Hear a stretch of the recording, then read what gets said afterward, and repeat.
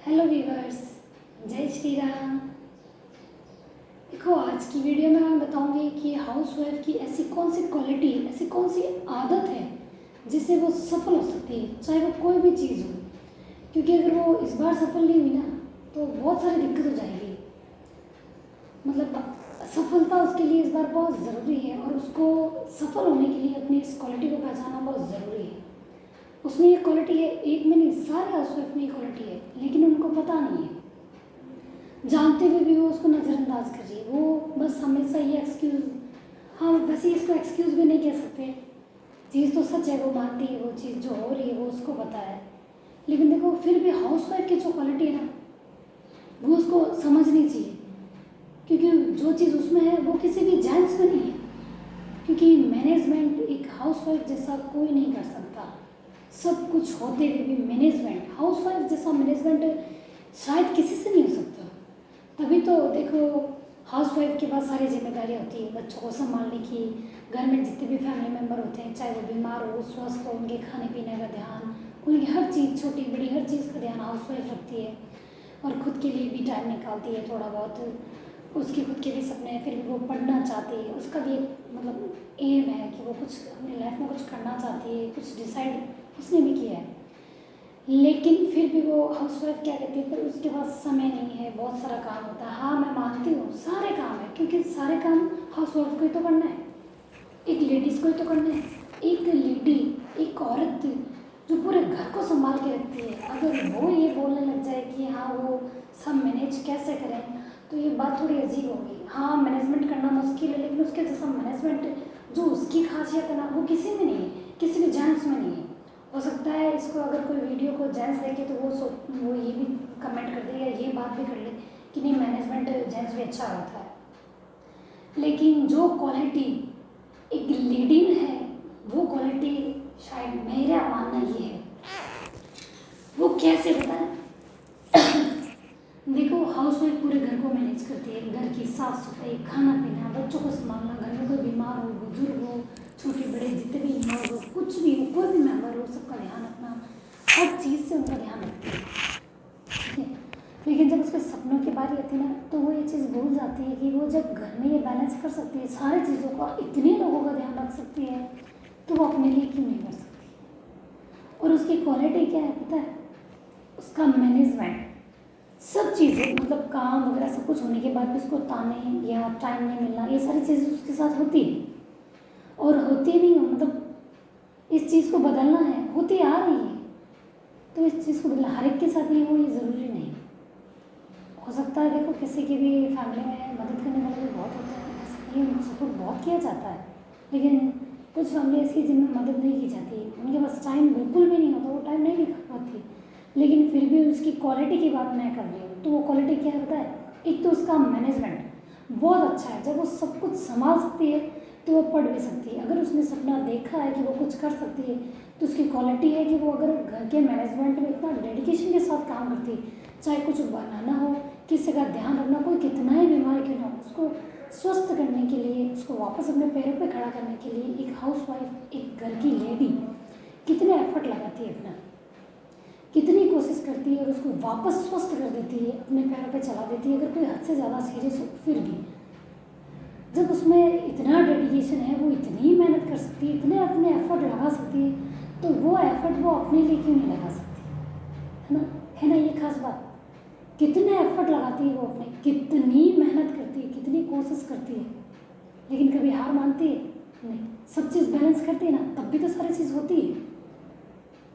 वो सब कुछ देख ही रही है ना, टाइम भी निकाल लेती है। कोई कितना बीमार है तो उसके पास, मतलब हर समय, जैसे हर 5-10 मिनट बाद उसके पास जाना, उसका कोई भी काम करना, अगर कोई बीमार है तो उसको स्वस्थ करने के लिए कितना कुछ करती है, हाजिर रहती है। और साइड के काम कोई बंद नहीं हो जाते, कोई रुकते नहीं है, या कोई हेल्पर नहीं मिल जाता, फिर भी वो करती है, अकेली करती है।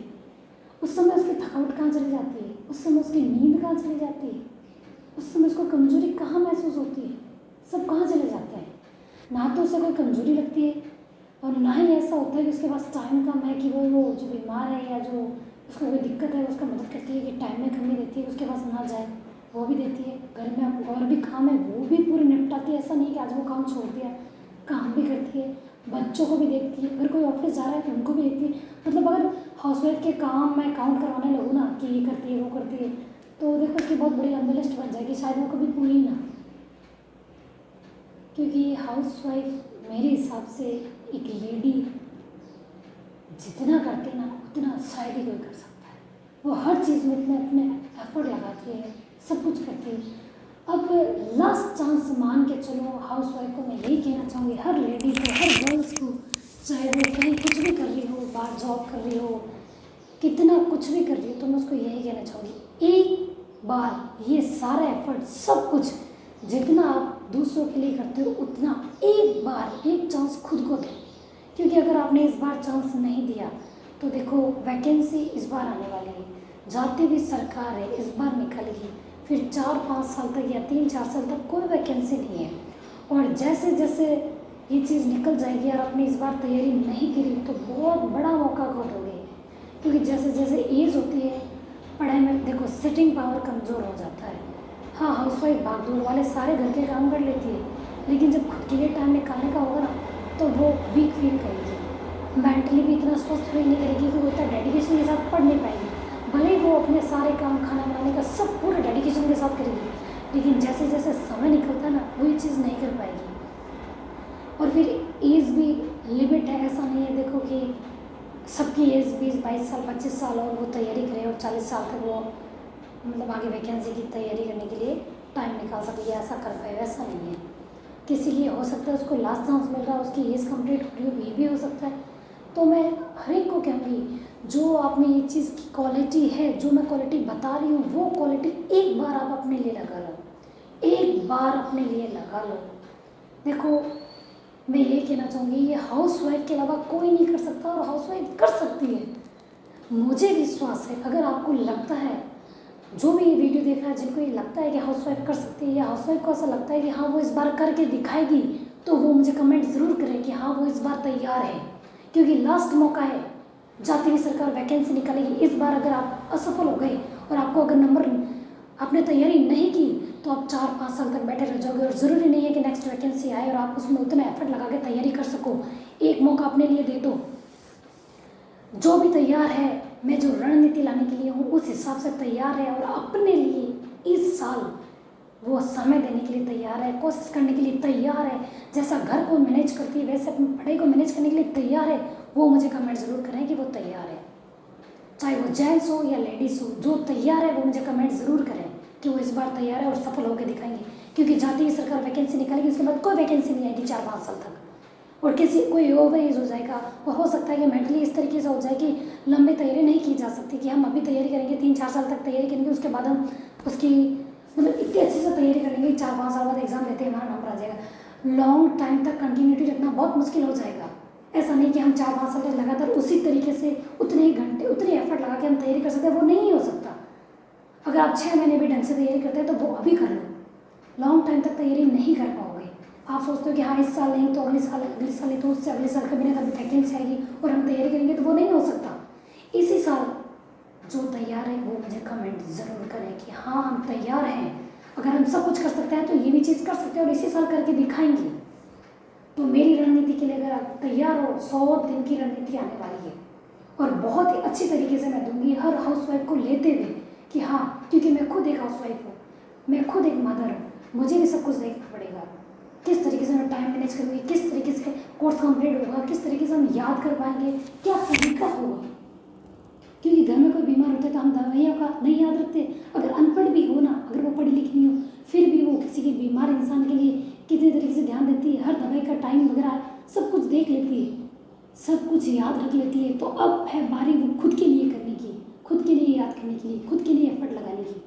तो ये लास्ट चांस मान के मैं चल रही हूँ कि लास्ट साल है। अगर तैयारी करना चाहते हो तो मुझे कमेंट ज़रूर करें, ठीक है। मैं आज के वीडियो में बस इतना ही कहना चाहूँगी कि देखो लास्ट चांस है। अगर आपने अपनी क्वालिटी को पहचान के इस बार मेहनत नहीं की तो आप भूल जाओगे आपको कभी सक्सेस मिलेगी। हाँ मैं ये करवा बोल रही हूँ लास्ट टाइम, लेकिन ये सच है। मैं अपने लिए भी ये कह रही हूँ, अपनी मेहनत अपन 100% देंगे, 101% देंगे।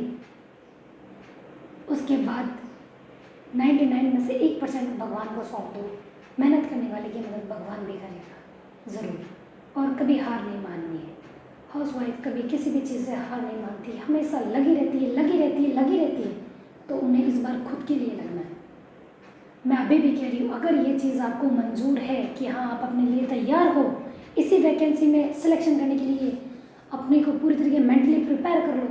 जब तक रणनीति आ रही है, ऐसा नहीं है कि भाई इतने दिन हो गए रणनीति रणनीति लेकिन आई नहीं है, अपने आप को मेंटली प्रिपेयर करो। सब चीज़ सुनने के लिए, अगर कोई कुछ ताने दे रहा है, कुछ भी बोल रहा है, उनको इग्नोर करके आगे बढ़ने के लिए अगर आप तैयार हैं, अपना पूरा एफर्ट लगाने के लिए तैयार है, तो मुझे कमेंट कर दें। तैयार हो तो बस सफलता आपको ज़रूर मिलेगी। ठीक है, थैंक यू। जय श्री राम।